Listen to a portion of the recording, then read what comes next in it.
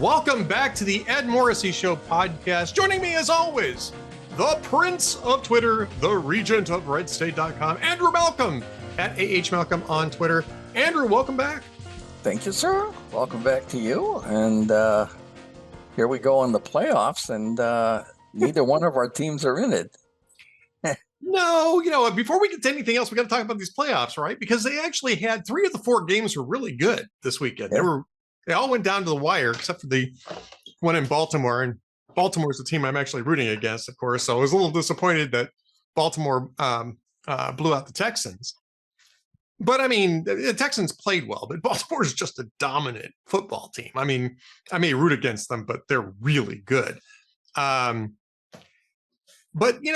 it's interesting because the number 2 seeds have both been defeated in both championships.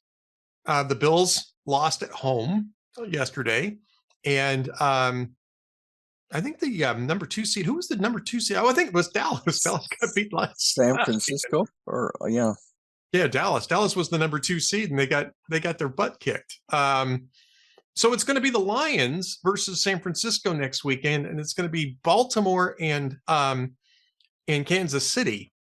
I gotta say, what I'm kind of rooting for is the Lions just to get into the Super Bowl. They've never been there, and I think it'd be a really cool story that if they got there. But other than that, I'm just really looking for good games now because I'm not going to fight anymore. I gotta go with the Chiefs. I love watching Mahomes work. He's did a good job. Yeah, he's just unflappable. He's like when Joe Flacco was playing for the Browns this year. He's just goes in there, throws it, it's on the target. The guy can catch it, it's caught, and he's sweet quarterback play. I like to watch him and Drew Brees and Joe Montana, of course. Tom Brady was good, but I didn't like the Patriots. Tom Brady was excellent. I mean, Tom Brady was probably the greatest quarterback to ever play the position, right? I mean, just statistically, he's the greatest quarterback to ever play the position. But there wasn't as much fun. Yeah. Brady was just so good that he was a machine, basically. And it just seems like there's a lot more fun with Josh Allen. There's a lot more fun with Lamar Jackson. Sorry. I knew I was going to make that mistake at least once this week. Lamar Jackson, who is just, I think, clearly the top quarterback this year in the league. And competing for that in other years as well. But I think this year, there's no doubt the guy's the best quarterback in the league. Lamar Jackson is. And with Mahomes, you mentioned Mahomes, and even Jared Goff a little bit with the Lions, although that's more just the Lions actually competing at playoff level for the first time since 1957. Literally the first time that they have actually competed for a conference or championship of anything since 1950. Well, I take that back. They were in the conference championship game in 91 and lost. So if they win this week and they get to the Super Bowl, it'll be the first championship of any kind that they've won since 57. But well, anything bad that happens to the Lions is okay with me. I don't like them. Because the Lions, okay. The Lions beat the Browns in a championship game once. So did the Packers. So I've never been able to like either one of them. So you're kind of rooting for San Francisco then, rather than Detroit. No, I don't care about that one. But I just like to watch quarterback play now because I've been unable to really cheer for the Browns. My heart is with them, but can't invest emotion in that. Nope. When I started watching football in 1954, the Browns were very exciting. They came into the NFL after 4 years and champions in the All-America Conference, and the Bills were in there too. They came in 1950, the first year in the NFL they won the championship, beating the Rams, which was the team that left Cleveland 4 years before and opened it up for them. So, it's just, that was perfect. The last 30 seconds, that Browns got a field goal and beat the team that abandoned Cleveland. And then they had, excuse me, they had a whole bunch of good years with Otto Graham, and then 63 they won the championship with Frank somebody. Anyway, it was they were good years to cheer. Now not so much. But gee, Ed, it seems like the voting is going on in the primaries already. Well, actually, I was just about to introduce you by saying, isn't it nice to have this show at the end of the primary season? Yeah. Because it kind of is, isn't it? I mean, no, I don't think see Ron it that DeSantis, way, but I think Ron DeSantis saw it that way. Oh yeah, sure. Yeah, he did. He was smart, and he's, he can go back and be a good governor and then go for the Senate or something if he wants. But I've found that in the past, the governors that can get stuff done, like him, and the one I worked for, and a few others, they don't really like the Senate. They're not so much interested in being one of 100 at maneuvering all the time and strategizing, and it's just a waste of time and to them. And I think they're right. So it's it's interesting. I don't really see it at the end. I mean, the media desperately wants Donald Trump, and because they've been in the financial dump ever since he left, and Washington Post is still having layoffs. LA Times is having more layoffs without the magnet of Trump. And of course, he plays them like a harmonica. But, there's so much that in a normal primary season, I think it would be accurate, but there's so much to happen yet. And that's why you'll see, I think, Haley, if she loses, and DeSantis already suspending their campaigns instead of ending them. One, they can keep raising money, but two, you never know. I mean, there's 91 counts here against Trump, and you never know what might come out in a trial. Guilty verdict, a prison sentence, like change people's minds. And Trump looks dominant among Republicans, but Republicans are a minority. So you can be dominant among the minority and you're still going to lose. He's never won a majority until Iowa this week. It's interesting about that too, because I mean, this was sort of the reason why, I wrote about this late today as we're recording this. I remember 2016, and the way that Donald Trump won in 2016 is he just got pluralities that outlast the field, right? Well, he's got majorities this time around, and it was not that there wasn't a field.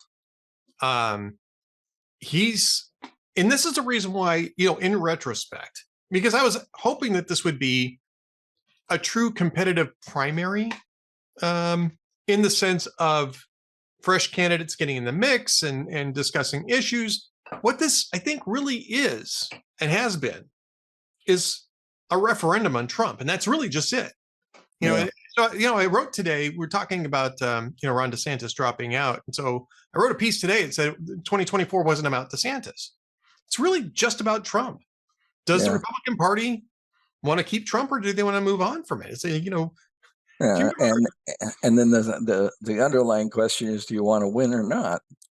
And if you want to win, it wouldn't be Trump. He's got good poll numbers now in a few of the swing states. Haley has dominant numbers now in a few of the swing states for November, but for November, yes, okay, yes, for November, yeah. But Trump didn't even get he got a plurality. He didn't even get a plurality in 2016.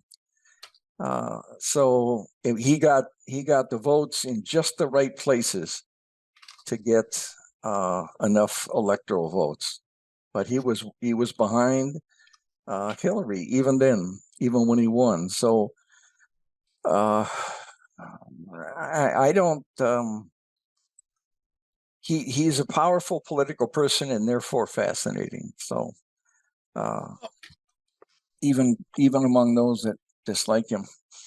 Look, I mean, again, if it was my druthers, we'd move on. We'd have fresh candidates in both parties, right? Oh Lord, yeah, what a choice. And I think most of the country feels that way because this is most of the country. When you ask them, they don't want a rematch of 2020. They prefer that both parties have new candidates. The problem is that the voters in each party select their own candidate, and I mean it's beyond dispute at this point. This is one of the interesting things I think that we learned, right? Which is that the polls actually were pretty accurate. The Iowa polls turned out to be pretty accurate. And everybody was saying, well, wait till the decision point comes because people will say they're supporting Trump. And then when the decision point comes, they're going to change their minds. Well, not only did they not change their minds, but the vote kind of fell out the way the polls said. Trump had a majority of the vote in a caucus night where turnout was down because of really bad weather, which that's not the only reason. Yeah. Okay. Yeah. Well, maybe they're just depressed.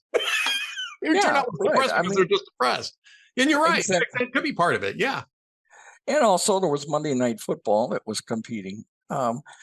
My objection, and I forget Trump and Biden, but my objection is that it's such a cockamamie primary system to have two minor states. No disrespect to Iowa, that has 7 times or 6 times as many hogs as it does people, and then New Hampshire. But they shouldn't be the ones deciding who the candidates are. They should have a voice. But so should the other states. But the media is so desperate to have a winner now and make it exciting that they pile it all on. And then the other primaries are all influenced, as Florida was influenced when the media declared Gore a winner in 2000 in Florida in the Central Time Zone. It's just, I mean, seriously, Ed, what you want Iowa and New Hampshire to be the leading states to pick? I mean, New Hampshire has half the population of Iowa. I mean, we can complain about that, but it's the same process that it's been for decades now. So, I mean, it's not as though it's unexpected. Yeah, no, I know, but they weren't pronouncing, oh, it's a done deal after the first vote, which is what they're going to do on Tuesday. Well, yeah, I mean, in New Hampshire tomorrow's, as we're recording this, New Hampshire goes to the polls tomorrow. Yeah, but I mean, I don't think that they're doing it just because Trump won Iowa. They're doing it because nobody expected Trump's type of campaign to be successful in Iowa. He still ended up getting half the vote. And nobody else came close to him. He worked hard in Iowa this time. He didn't before, but he smartly worked harder this time. Harder? Yeah, I don't know about hard. He worked harder. Ron DeSantis worked hard. Haley worked hard. Yeah. Look where got him. Yeah. Because people weren't really, the question in this cycle wasn't who's the best candidate. The question was Donald Trump, yes or no? Yeah. And half the party is saying yes. I'm interested in 2 things in New Hampshire. The first one, New Hampshire allows independents to vote in the Republican primary or the Democrat primary. And I worked for George W. Bush in 99 and 2000, and he got spanked badly we got spanked badly in New Hampshire in 2000 by John McCain, who focused 18 points. That's a lot. And Bush went in as the overwhelming favorite. So it was a big surprise when the independents came out. Now, it wasn't a big surprise to McCain because he'd focused all fall on the independents. So I'm not sure the independents should be picking Republican candidates, and in the end, they didn't. And Iowa, I forgot what I was going to say about Iowa, but I know. The other thing is in New Hampshire, Dean Phillips. Forget the Republicans for a minute. He's the Democrat from Minnesota running challenging an incumbent Democrat president. The same thing as in 1968 when Gene McCarthy challenged Lyndon Johnson, a Minnesota senator challenging the Democrat. Now, Dean Phillips isn't going to win. Well, he might, because Joe Biden didn't bother to get on New Hampshire ballot. So the Democrats are desperately trying to get right in so he won't look so embarrassed for 8 days when a nobody from Minnesota spanks him, if that's what happens in New Hampshire. When Gene McCarthy came closer to Lyndon Johnson in 68, a couple of weeks later, he dropped out of the race because he saw how weak he was. This could be potentially a wake-up call for Democrats if Joe Biden, by his own hand, doesn't do well because he didn't get on the ballot because he wanted to embarrass New Hampshire and changed South Carolina to be the first primary. But then New Hampshire changed this state and made it in front of South Carolina. So, I mean, that's just stupid maneuvering, but it's to me, that'll be fun. Well, okay. So, I mean, I don't think we disagree a lot on this issue. I mean, I think but I mean, when you have the polls at Trump 53, Trump 53, Trump 53 in all of these different states, he's much clearer as the front runner and really the incumbent than he was in 2016. Right. That's another unusual thing about this time is basically, not technically, but basically we have two incumbents running, and we haven't had that since what was it, 1892 with Grover Cleveland when he came back. So well, I mean, when Teddy Roosevelt came back in the Bull Moose Party, he just ruined it for the Republicans. He ruined it for the Republicans, and Ross Perot did the same thing in '92. Yeah, but that wasn't two incumbents, right? I mean, I'm thinking about George H.W. Bush was an incumbent, but Bill Clinton wasn't. Is what I'm saying. Is that that was just a three person race. When Teddy Roosevelt jumped back in, he'd already been president once and was trying to jump back into the role. So obviously previous. Yeah, but he split it and handed it to Democrats, the same as Ross Perot did. And Ross Perot didn't even get a single electoral vote, but he got 19% of the popular vote. And that was also a personal feud with George H.W. from, they were both from Texas. But I think I told this story once before, but in 2000 in New Hampshire, backstage at a George W. Bush rally, his father told me that he knew he was going to lose in '92, 2 weeks before Election Day. Right. And I said, geez, how do you get up then in the morning for the next 2 weeks? And he said, well, in politics, you never know. And that's why New Hampshire will be interesting. I don't think it's going to be interesting. I think Donald Trump's is going to be 20 points ahead of Nikki Haley. And the only thing I find interesting about that is that there are really two questions, right? In this primary, in retrospect, one was that do Republicans want to continue on their conservative populist track with Donald Trump as the leader, or with somebody else who can assume that without the baggage and, younger, et cetera, et cetera.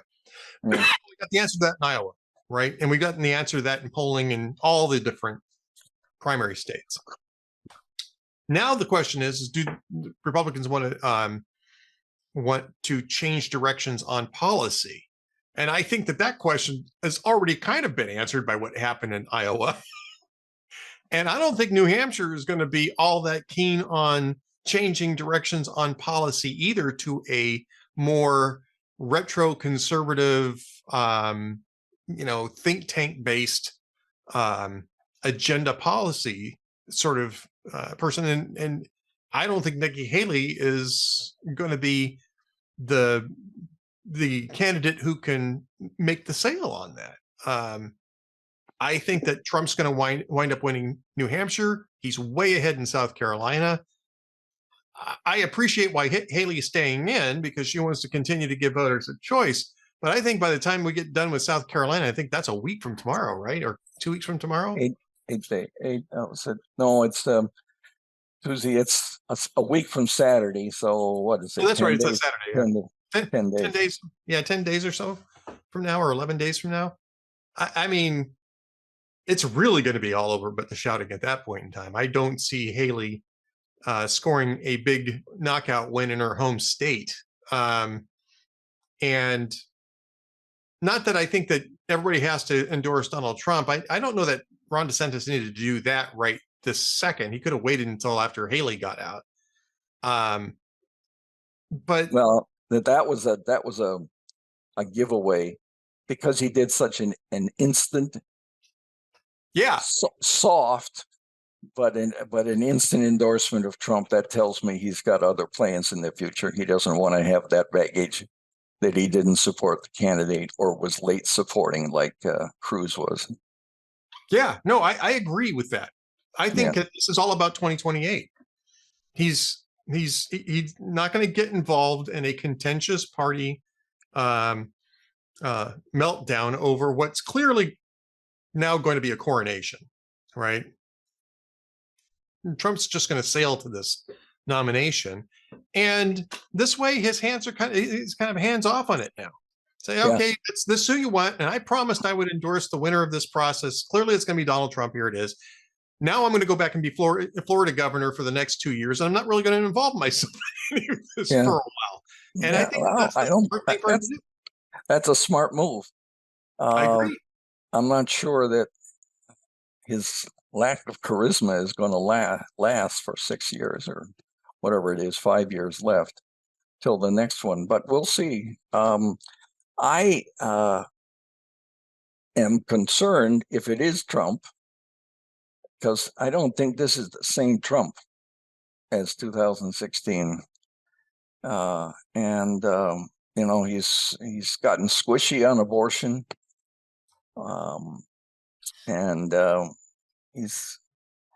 He'll always be interesting. He'll always be a maverick, but I'm not sure he will be as conservative as he was when he wanted to win that one.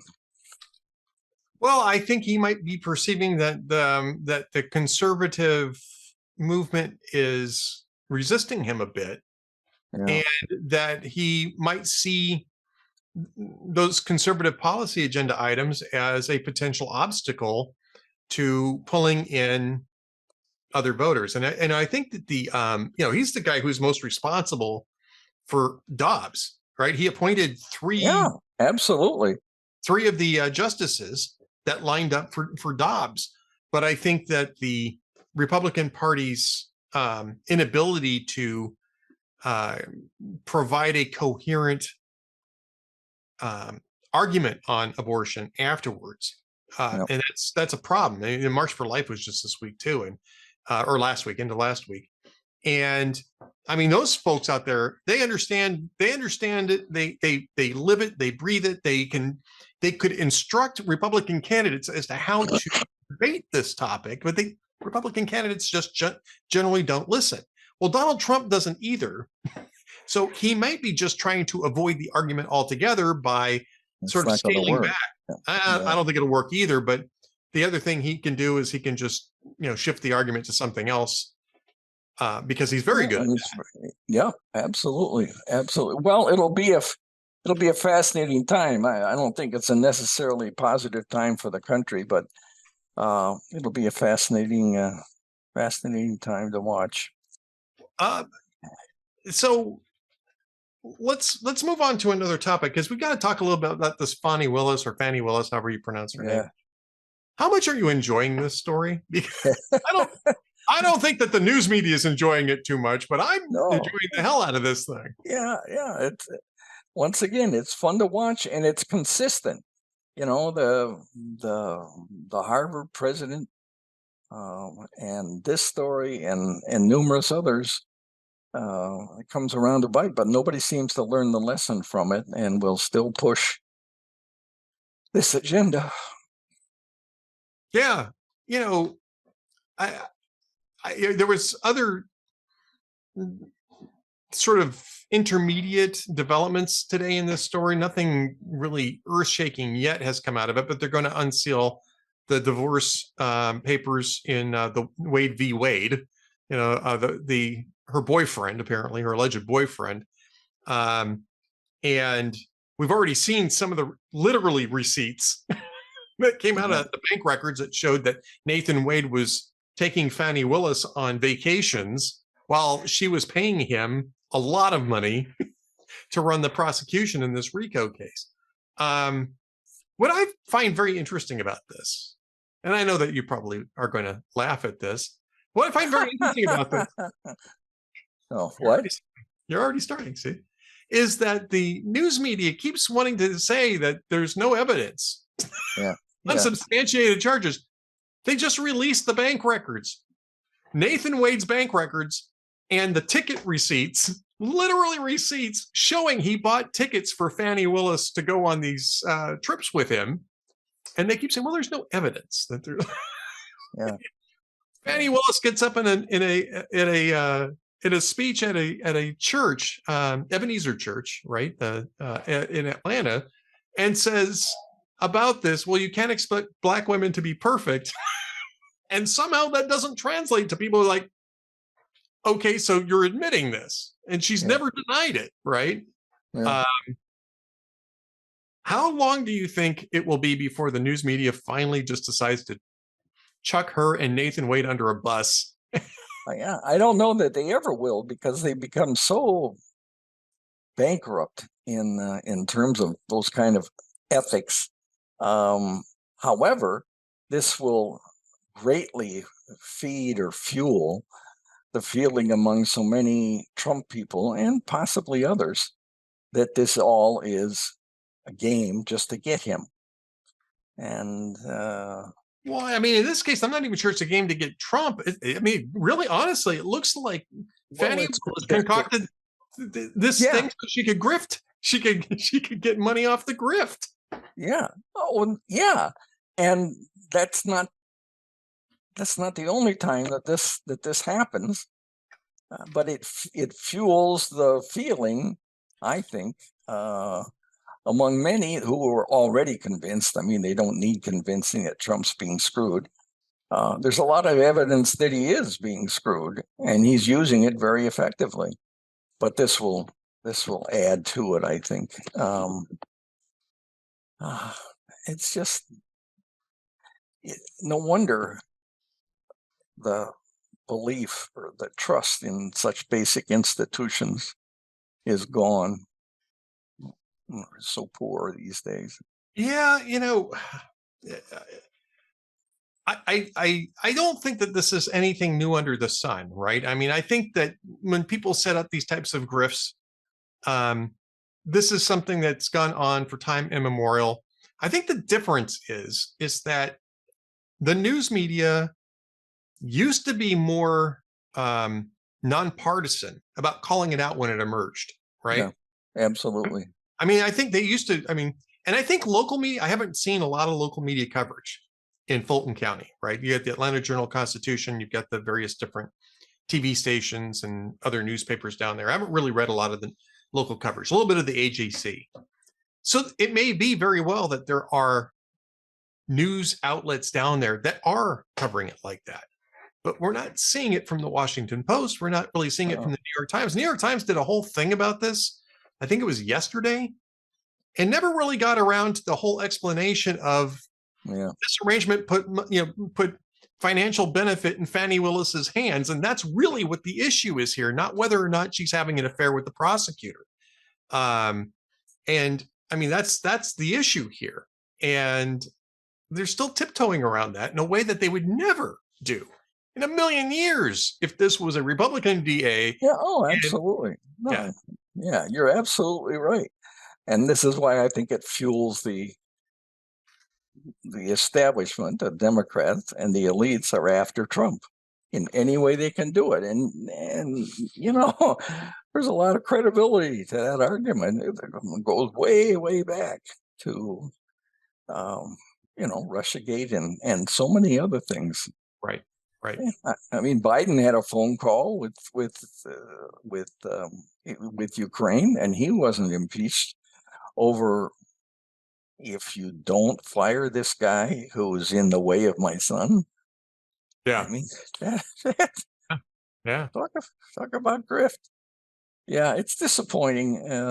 It's sad. It probably is tragic, but it's like cheering for the Browns, Ed. You get to the point where you go, yeah, I'd like it to be nice and clean, but I'm not going to invest a whole lot of feeling in the fact that it's slanted and crooked, and there definitely are two levels of justice here, federally and locally. Okay, I hadn't expected that analogy, but I'll take it. Yeah. Okay. Now I know you don't have a joke of the day. No, that's right. Okay. There's nothing funny, Ed, but you can try. I mean, yeah. I'm thinking of that Sandra Fluke meme, right? Where she's just staring into the camera. Greta, I think they've done it with Greta Thunberg too. That's not funny. That's fine. I'm going to look this one up because I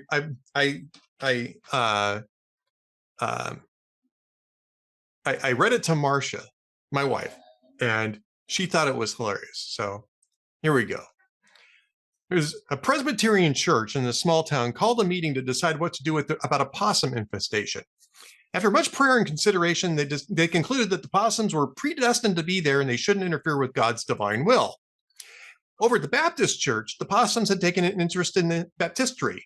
So the deacons met and decided to put a water slide on the baptistry and let the possums drown themselves. The possums liked the slide, however, and unfortunately they knew instinctively how to swim, so twice as many possums showed up the next week. The Lutheran church, meanwhile, decided that they were not in a position to harm any of God's creatures. So they humanely trapped the possums and then set them free near the Baptist church. 2 weeks later, the possums were back, though, when the Baptists took the water slide out. But over at the Catholic church, they came up with a very creative strategy. They baptized all the possums and made them members of the church, and now they only come around at Christmas and Easter. Now, it was a different story over at the Jewish synagogue. They took the first possum and circumcised them, and they haven't seen a possum since. Yeah.